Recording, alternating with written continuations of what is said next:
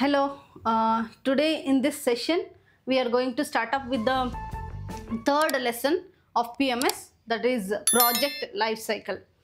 Project life cycle will also carry 4 marks.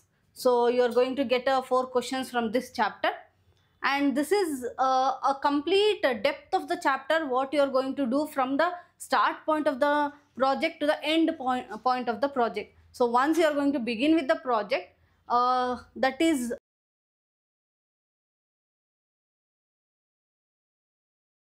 will be ending once what you are going to get a end deliverable. Okay, so within this project life cycle, in this chapter mainly we are studying about the phases of project life cycle, the risk of the project, and different types of project risk.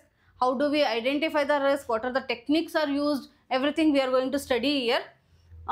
Yes, we'll start up. So when I say the project life cycle, see, life cycle in the sense, life cycle, yes, once project, you are decided to start up with the project, from the start to the end, what and all the phases we are going, and what are the job we are doing, what are the work we are doing, what are the activities are conducted to reach our goal, that will be studied in this, or that complete one cycle, we call it as a project life cycle. Okay, so there are some definitions here. Project life cycle is a sequence of phases. So it means that a series of phases, series of steps or stages we are going through, which a project progress. So once we want to reach to the end of the goal, we are crossing many stages there, we are performing many work there. That is what a project life cycle says. And it also includes the steps required for project manager to successfully manage a project from start to the finish. I told you, from the start to the end, what and all activities we are doing to reach or successfully complete our project, right? So once we have maintained our project life cycle in a effective manner, we can successfully complete our end deliverable. Okay, so this is with regarding to the project life cycle. And according to our syllabus, this project life cycle are being classified into 4 phases. So in the first chapter, when we studied about project management progress project management process groups, 1, 2, 3, 4, 5 steps were there. That is initiation, planning, execution, monitoring and control, and the closing steps. The same thing we are studying here. Okay, that is what in depth of the things, what are the functions we are doing in initiation, planning, execution, everything we are going to study here. Fine. So in the 4 phases, there 5 steps were there. Now I will tell you why it has been reduced to the 4 phases, where the first phase we always say about initiation. Okay, then the second step we say about the second phase we call it as planning phase, and third phase we call it as the execution phase, and fourth phase will be the closure phase. So what and all we are going to perform in these 4 phases, mainly we will concentrate in this chapter. Okay, so here you can see the first phase, this will be considered as the first phase.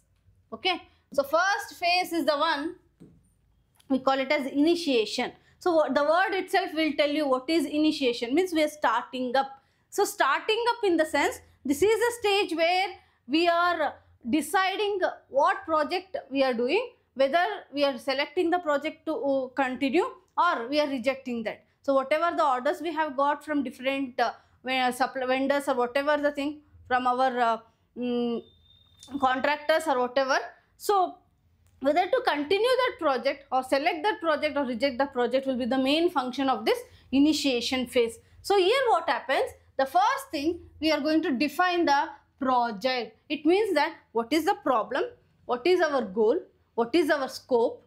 Okay, so all these things we are going to identify in this initiation phase, and we are going to identify our constraints, that is what will be the limitations and boundaries, what is the scope, time, cost, everything will be identified here, and problem statement also will be given.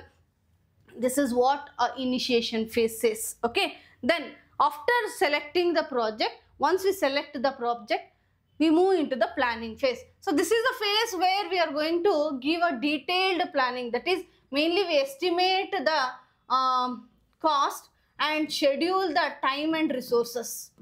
Okay, this is what main work of these planning phase, or we can also call this phase as design phase.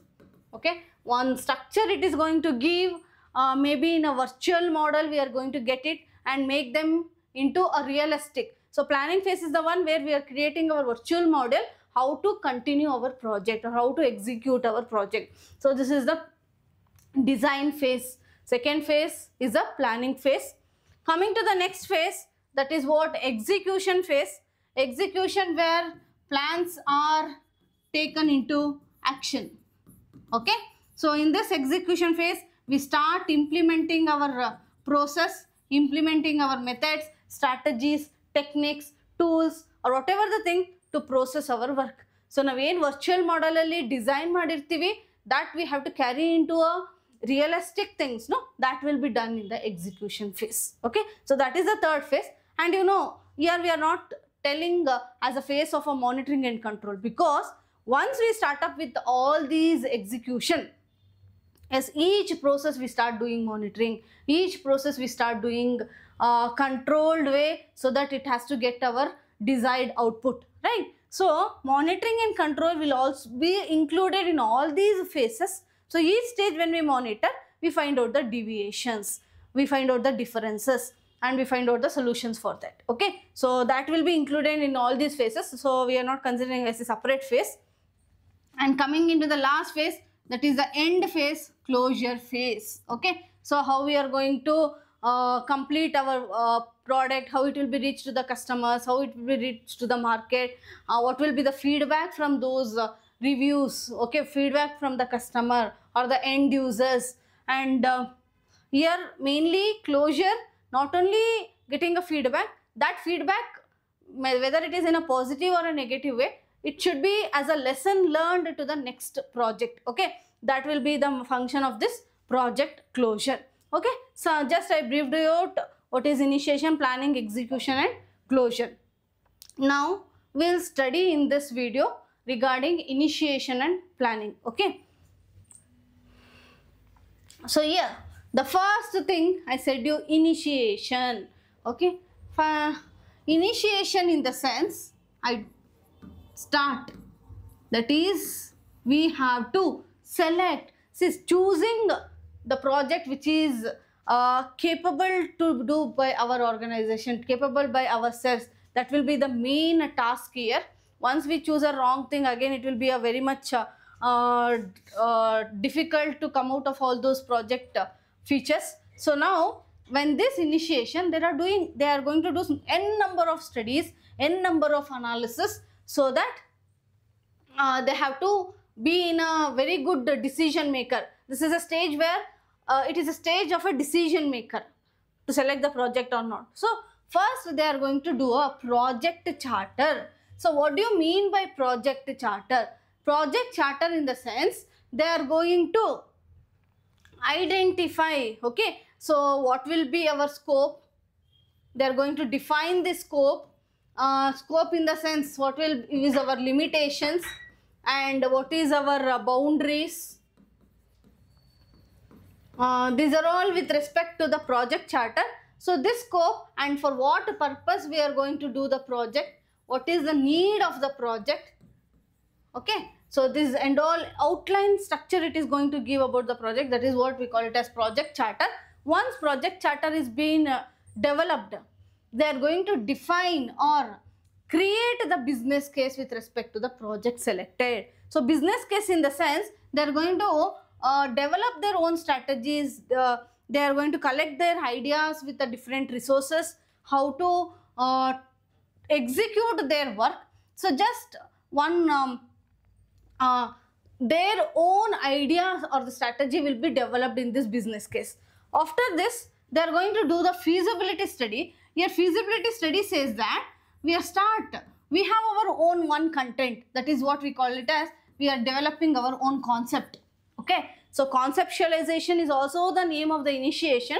In this after developing a concept, we start comparing the selected concept with the other thing. It means that some of the other organization have done the same project, or previously we have done. So what and all was required, how it has been affected, what are the risks we faced.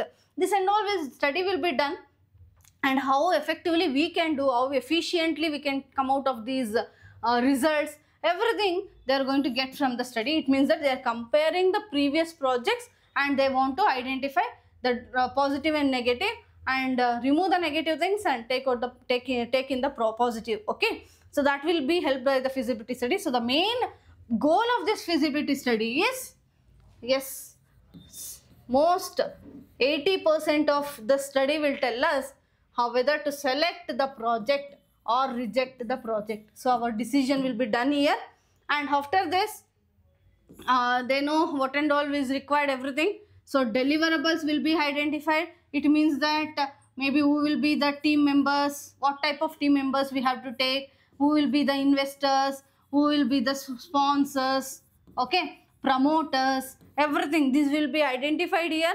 And the project stakeholders in the sense team members, investors, sponsors and all. Identifying deliverables, if you say what is the end result, okay, not only the end result, once the process being started, what will be our milestone, okay, this and all will be identified here. And coming into the project stakeholders, who are the team members, investors, sponsors, everything will be identified.